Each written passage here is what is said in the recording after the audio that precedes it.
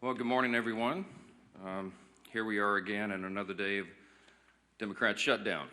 So I wanted to come out and just share with you some thoughts, answer some questions, tell you, I guess, reiterate the simple truths of how we got here. Those truths have been obscured just a bit because the Democrats are in a relentless effort to spin the facts. But it's always good when the facts and the evidence are on your side. And I don't want you to listen to the arguments of politicians. If you're watching at home, I want you to look at the real facts. And I'm going to try to here in a very abbreviated summary manner to present those to you. And the facts are very clear. Okay, so the first fact is by way of reminder, how did we get here? Why is Washington tied into a knot right now? Well, I became Speaker almost 2 years ago, and I was frustrated, as most rank-and-file members of Congress are, frustrated about how Congress really doesn't work that well for the American people. That's why people are frustrated about it. We don't spend money responsibly here. We haven't for many years. And the reason for that is because typically, for the annual funding of the government, it's done in a back room. Literally, there's a deal made by the top 4 leaders in Congress, and that's hoisted upon the members, usually at the end of the year, right before a holiday, in an omnibus spending bill. Sometimes the bills are thousands of pages long, and it's always said that few members have fully read it or understood it. That's largely true because they weren't involved in the process. So when I became Speaker, I've been doggedly determined to make this House and the Senate work again, to do right by the American people, to get the process to rebuild the muscle memory, to get back to the way it is supposed to work. And what does that mean? It means that Congress is supposed to carefully deliberate over 12 separate appropriations bills every year. Why? Because we divide the spending of the taxpayers' funds into 12 categories so that everybody can go through that. And all the elected members, the duly elected representatives of the people, can come here and have a debate and a discussion. We do that through the Appropriations Committee, they're the specialists on it, the members of the House and Senate who work on it around the clock, 365, every day of the year. And then they put together a product. It goes to the full body in the House and then the full body in the Senate, and they work on that together, and they come up with the most efficient and effective way that they can build consensus around to spend the taxpayers' funds. Well, we started that process back this year, and I'm so proud to tell you that we're rebuilding the muscle memory. It's like pushing a boulder uphill, but we've got it done. And we worked 12 separate appropriations bills through the House Appropriations Committee. I mean, they worked hard in a bipartisan fashion, Republicans and Democrats. They worked on it steadily. We got 3 of those bills on the floor. We debated them on the floor. We passed them on the House floor. And we sent that over to the Senate. Meanwhile, the Senate passed 3 of their own bills off the floor. That hasn't happened around here in many years. And all of that process that I just described takes a lot of time and a lot of work and energy and effort. And our appropriators, while they were working in good faith, they ran out of time. Why? Because the end of the fiscal year is September 30th, not December 31. And so the clock was just running out. So what we did, because Republicans are in charge of both houses right now, is the responsible thing. Leader Thune in the Senate and I in the House, we sat down with our appropriators and we said, let's come up with a simple stopgap measure to keep the lights on and keep the government open so that appropriators can finish this very healthy process for the people they represent. And so we put together a very simple, clean, continuing resolution. Why do we say it's clean? Because there's nothing to it. It's 24 pages. It's the bare minimum. It just says, keep the status quo, which, by the way, for all my Democrat friends, is the Biden-era policies and spending that we haven't been able to fix yet. We're in the process of getting appropriations done to repair all that, but we needed more time to do it. So in a bipartisan fashion, Democrats and Republicans got together and said, you know what? Fine, let's extend this until November 21st. The Democrats in the House agreed to that. That was the date. We put that bill on the floor. We passed it out of the House in bipartisan fashion.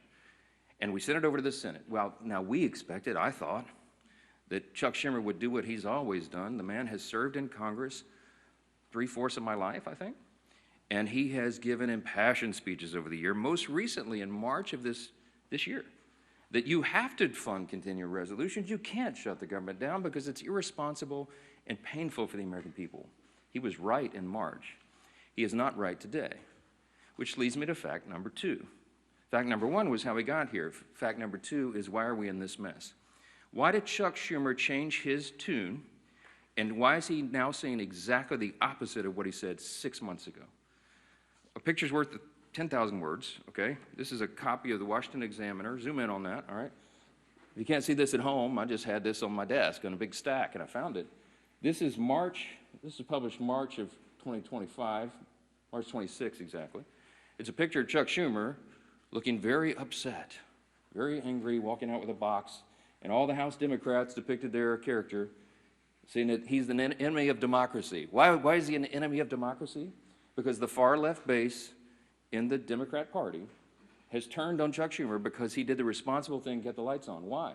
Because they want him to show a fight against President Trump. So Schumer doesn't want to be in this situation again. So he said, my gosh, he got his staff together and he got the far left wing of the party. He said, what do you want? What do you want me to fight on? So they created a red herring. A red herring is a distraction. They decided that they would pick a fight on health care. Well, let me look right into the camera and tell you very clearly, Republicans are the ones concerned about health care. Republicans are the party working around the clock every day to fix health care. This is not talking points for us. We've done it. A big part of the One Big Beautiful Bill, the Working Families Tax Cut, was to fix health care. Health care is broken in America. It's too expensive. The quality of care needs to rise. We need more access for more people, and we have lots of ideas to do that. But that issue is for debate in the next 3 months. It always was. We have members working on that. The tax credit, the subsidy you've heard about that expires December 31st, there's a lot of thoughtful debate and discussion that has already been going on about that and will go on about that. But that's a December 31 issue. So Chuck Schumer is scrambling. He has to have an issue. None of their policies are very popular. So they decided to lob onto health care, and he decided to claim to all of you that that is the issue with government funding. It is not. Those are two totally separate things. The clean continuing resolution would simply keep the lights on so that the members in the House and Senate can have those debates on health care. We were always planning, and we have lots of ideas on the table on how to fix it, but we don't yet have consensus on it because it's very complicated. We have time to do it. The month of October is a critically important time for us to get the House and Senate working on that very issue. But they're delaying it because they needed a red herring. So in his desperation, we get to fact number 3.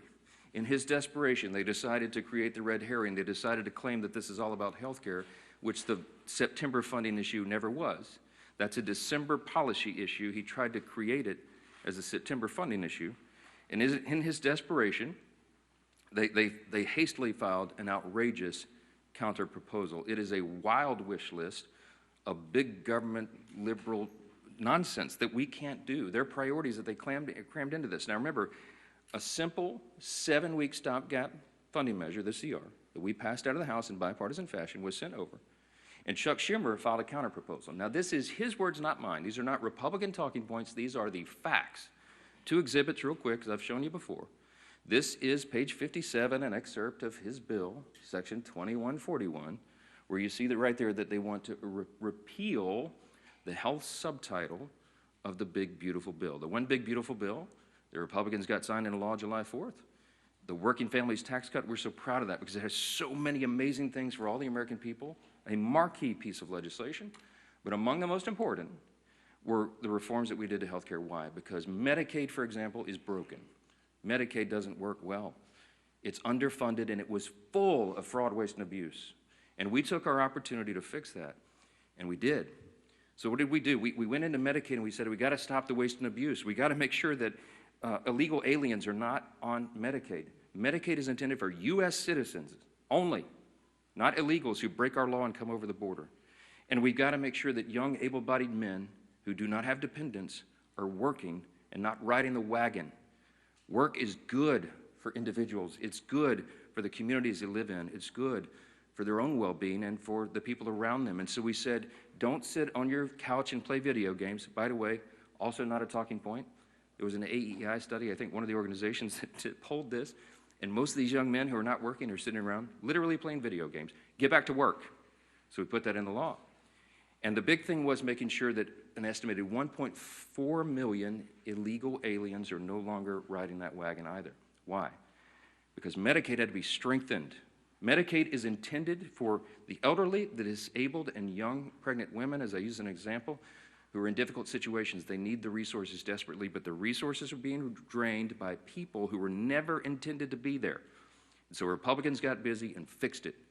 We put it in the big, beautiful bill. So, back to fact number 3, I guess I'm still on. Chuck Schumer files a counterproposal and says, we want to reverse all that.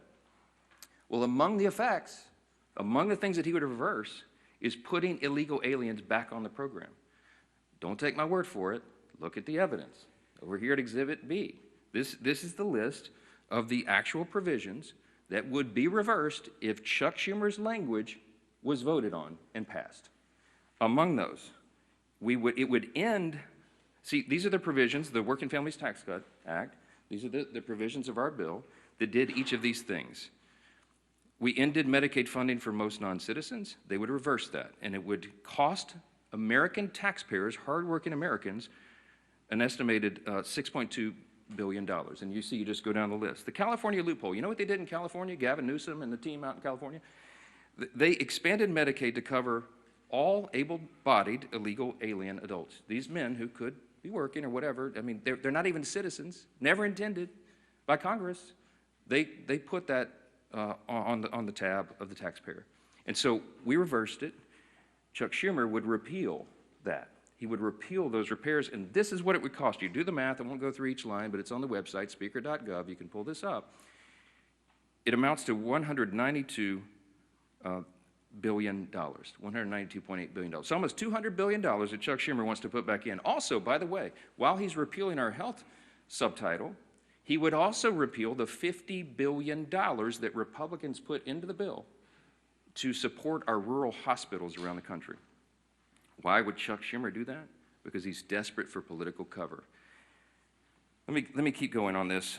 By the way, these are enhanced COVID-era spending under Joe Biden for all this healthcare stuff.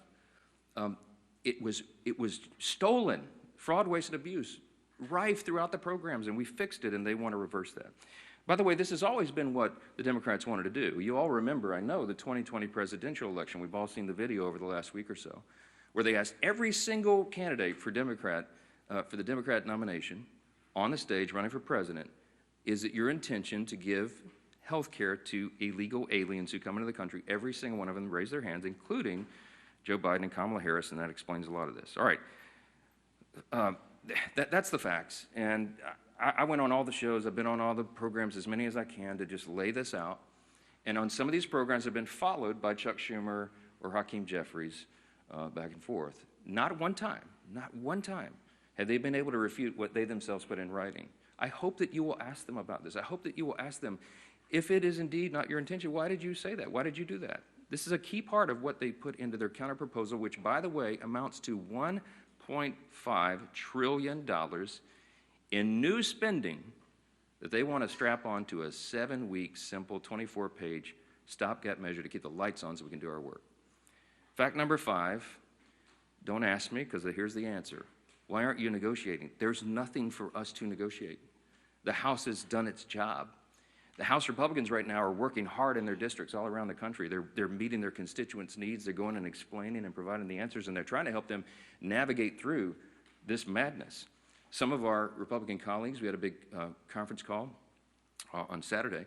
Many of them are working throughout. They're making trips to all their rural hospitals in their district to help them navigate and access this fund that Chuck Schumer is trying to take away. Republicans are on the job. We want to improve health care. We have ideas and plans to do that, to fix the COVID level madness and adjust Obamacare so that it works for more people, so you have higher access to care and the costs are reduced. And so they're doing that right now, but there's nothing for us to negotiate or to debate right now, because the House already did that. The House did its job. We passed our bill. We did the job to keep the government open, and now it's on the Senate Democrats. And that's the final fact, and I'll take your questions. Fact number 6, hold on, wait. It's just a tease. The ball, I have to finish my case. Here's my closing argument, okay? The ball is in the court of the Senate Democrats. There's only a handful of people in the country who can solve this problem. There's 47 Democrats. Well, 46 and one who caucuses as an independent, I think. I lose track. But there's about 47 of them that caucus together as Democrats, okay? Here's the problem, remembering from civics.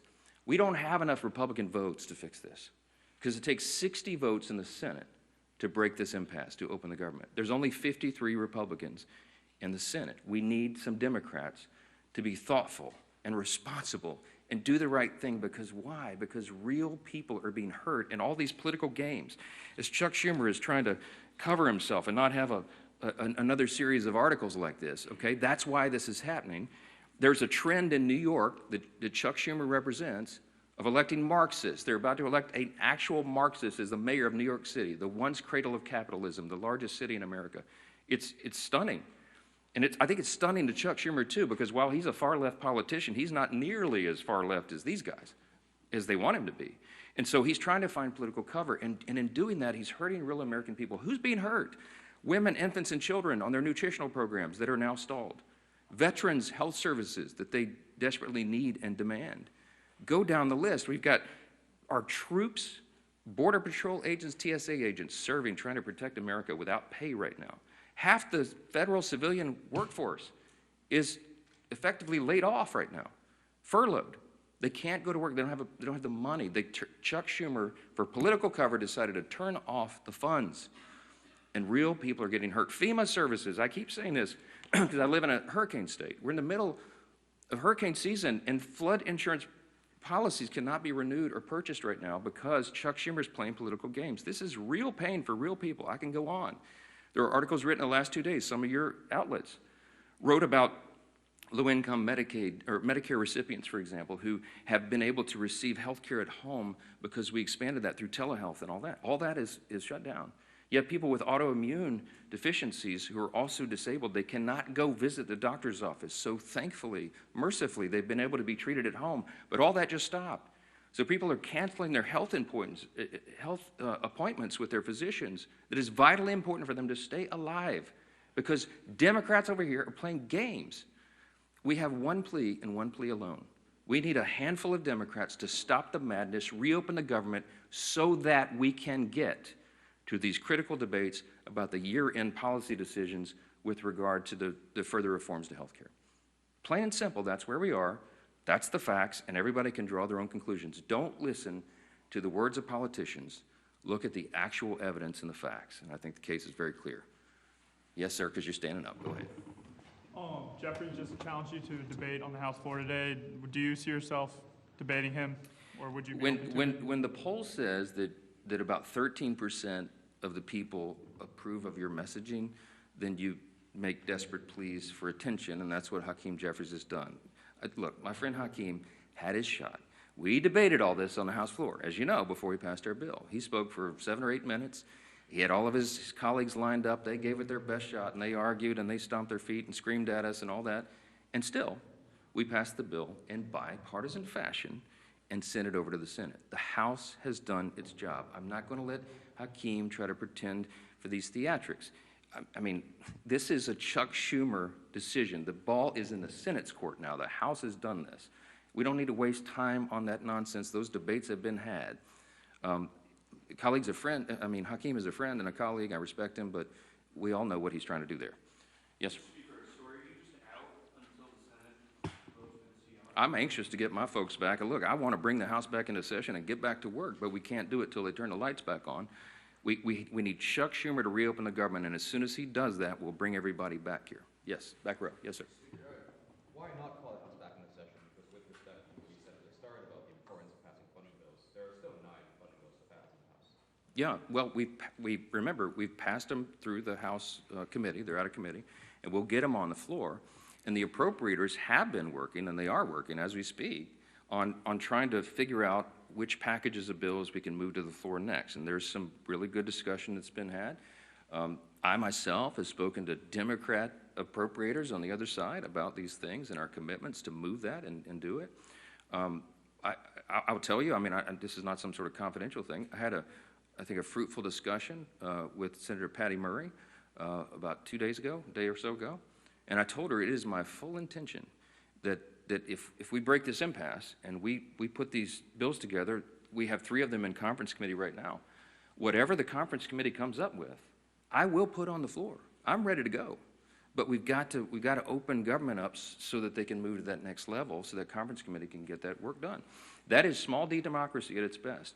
You get R's and D's, everybody in the room, and they hash it out, and whatever that final product is, we will move through the process. So we need to reopen government to do that. Yes, sir. Mr. Speaker, I know your intention is that the ACA subsidies don't end until the end of this calendar year. Do you disagree with the Democrats' position that these insurance companies are setting their premium rates now and that people are going to have to make open enrollment decisions in the very near future? Yeah,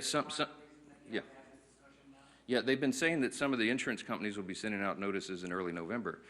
The last time I checked, it's October 6th. We have the entire month of October. We'll stay here around the clock to work through all these things, but we have to get government open again to do it. They're trying to obscure the issue. We are talking about a simple funding measure that the Democrats themselves have voted on over and over and over. Chuck Schumer, they voted on it 13 times during the Biden administration. This is the exact same thing that was on the floor in March when Chuck Schumer, I should have brought his video and let him give you the speech of why it was so important to pass it. Nothing has changed except the politics. So that's a political issue that they're trying to make out of it. Yes, ma'am. Thank you. You mentioned that there is no negotiation to be had, but you also acknowledge that funding the government has to be bipartisan. So is the only way out of this for Democrats to completely drop their demands? Is there anything that Republicans are willing to give? And have there been any conversations? It doesn't even seem like the two sides are talking. I'm so glad you asked the question. Why aren't you dropping all of your demands so that it makes it more palatable for Democrats to join you? I didn't put any on the CR. Leader Thune and I have tried to explain this a few times. There's nothing for us to negotiate. I cannot go to the CR and go, you know what, Democrats, you're right. Let me take out these 3 Republican priorities. I didn't add a single Republican policy or priority or preference to the CR. It is 100% totally clean. It is an exact status quo replica of what we're doing right now, which again is Biden-era policies and spending levels, to our great chagrin, but in good faith. I presented that because I didn't want to play games. We are responsible. We're not going to shut the government down for people who desperately need these services and all these things that I've said are stalled. And so we didn't, no gimmicks, no tricks. There's nothing that Leader Thune and I can go to Chuck Schumer and say, you know what, okay, we'll pull this off. Would that make it better? No, I don't have anything to give. I didn't put any of our priorities on the spending measure because, again, all we're trying to do in good faith is get 7 more weeks to finish that appropriations process that we've been all so excited about. Jake. Who will, if you're not able to extend these subsidies, which is a possibility, it seems, who will own the political impact from that if health insurance does go up 200%? That's putting the cart like a mile in front of the horse. I believe that the subsidy issue, that's the December 31 issue, is a complicated one. It hasn't worked well. It's filled with abuse. We have a lot of ideas on how to improve upon that if indeed it goes forward. And I mentioned yesterday, there's 535 members when you count House and Senate, and there's probably 400 different ideas on how to fix that. But we need the next couple of weeks to have those vigorous, deliberate debates, which is how the process is supposed to work. So I'm not going to forecast how that comes out, and neither could any of you, because those debates haven't been held yet. And that's kind of the irony, because Chuck Schumer is saying something that he knows isn't true. He's saying, oh, you guys snap your fingers. You and Leader Thune go in the back room and tell us how that's going to be resolved today so we can reopen the government. That's impossible for me to do. I have to have the input of all of our members so that they can figure that out. So that's part of the process. Last one. Yeah. Speaker, can you just talk a little bit about your reference to conversation you had with Senator Murray? Have you been personally lobbying any Senate Democrats to switch their votes in support of the CR? No, they haven't exactly been ringing my phone off the hook, okay? I'm open, always have been, for dialogue with anybody about that, but I think she wanted an assurance from me that what I'm saying is true and that we have every intention of moving the appropriations bills, and I said, yes, ma'am, of course it is. I say the same things privately that I say publicly. We are consistent, and that's why it's easy for me to stand up here and share the facts. When the simple truth is on your side, you have nothing to hide from. I'm just presenting this to the American people. This is the fourth time we've done that. I hate to drag you all out and go through all the details, but I've got to put on the case over and over because repetition apparently is the key to this. People are starting to recognize this is not a Republican shutdown. It is a Schumer Democrat shutdown. Again, why? Because they needed political cover. It's shameless. It is sad. Real people are hurting. And and it needs to end. They'll have another opportunity this evening, and I sure pray, and I hope you all will, that a handful of additional common-sense people on the Democrat side will change their votes, reopen the government, so we can get back to all these issues as we desperately want to do. Thank you all so much for being here.